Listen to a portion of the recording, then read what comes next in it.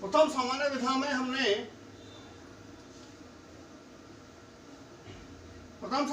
में हमने आवृत्ति परिभाषित की थी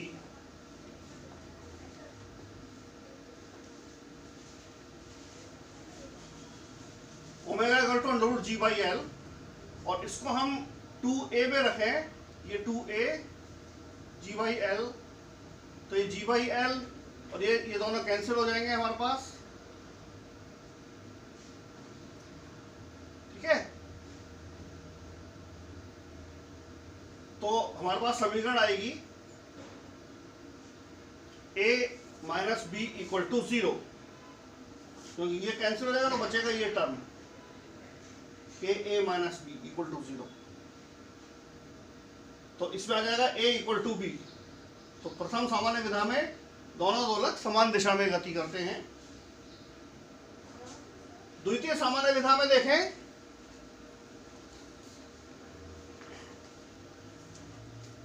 टू बी में omega equal to G by L 2k by M रखें, ये 2b समीकरण, इसमें वैल्यू रखने पर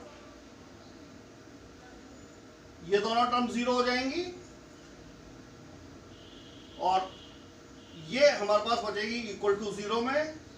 तो इस केस में हमारे पास आ जाएगा a इक्वल टू बी, ये a plus B equal to 0, तो a equal to minus B, right. ये द्वितीय सामान्य विधा है। द्वितीय सामान्य विधा जैसा हम पहले परिभाषित कर चुके हैं कि द्वितीय सामान्य विधा में दोनों दोलक एक दूसरे के विपरीत दिशा में गति करते हैं।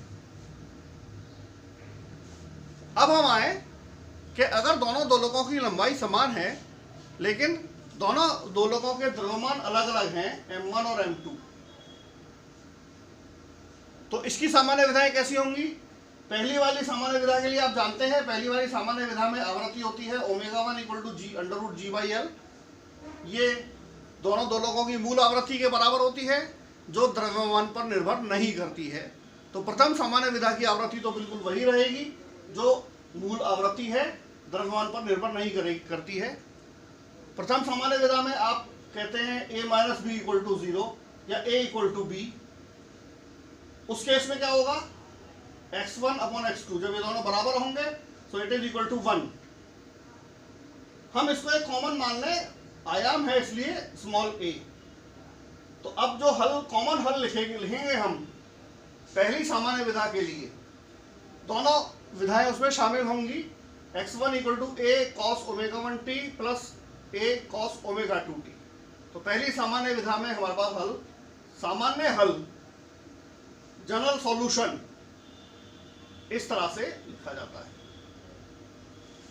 द्वितीय सामान्य विधा हमारे पास क्या होगी, पहले था ये 2k बाई एम, ये दोनों ऐड हो रही थी टर्म इसलिए ये 2 आ रहा था। अब एक टर्म में आएगा k बाई m1 और दूसरी टर्म में आएगा k बाई m2, तो ये दोनों टर्म अब जुड़ेंगी नहीं, इस तरह से लिखी होंगी k upon m1 plus k upon m2।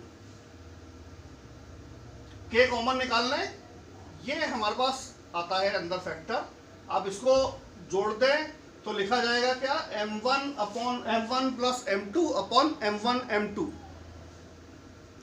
हम जानते हैं कि द्विकर्ण निकाय का समानित द्रव्यमान m1 m2 रिड्यूस्ड मास m1 m2 upon m1 plus m2 होता है, यानी ये जो फैक्टर है हमारे पास ये 1 अपॉन रिड्यूस्ड मास है, यानी हम इसे लिख सकते हैं k डिवाइडेड बाई द्विकर्ण निकाय का समानित द्रव्यमान, reduced mass of two particle system. हम यहाँ पर एक cut off frequency omega dash c define करें जो हमारे पास इस तरह से है, सेकंड टर्म यहाँ पर जो ये वाली है इसके लिए it is k by 2 and 1 upon m1 1 plus m2, ठीक है। तो हम इसको लिख सकते हैं omega 0 square equal to 2k 2 omega C square, या k बाई 2 कराया ना अपन ने, इसलिए it is 2 omega C square. इसमें कंडीशन क्या आएगी, a plus B equal to 0 प्रथम सामान्य विधा में, या a equal to minus B, right. दोनों का मान तो बराबर है लेकिन सिर्फ दिशा में अंतर है। तो a अपॉन बी करेंगे तो ये आएगा -1, इसको हम ले लें -a। तो इसका अब आप हल लिख सकते हैं x2 that is a cos ω1t minus a cos ω2t, द्वितीय सामान्य विधा के लिए। यह है हमारे पास किसी युग्मित दोलक के लिए जब द्रव्यमान दोनों अलग अलग हो तो उसके लिए हम सामान्य आवर्तियां किस तरह से लिखेंगे। Thank you.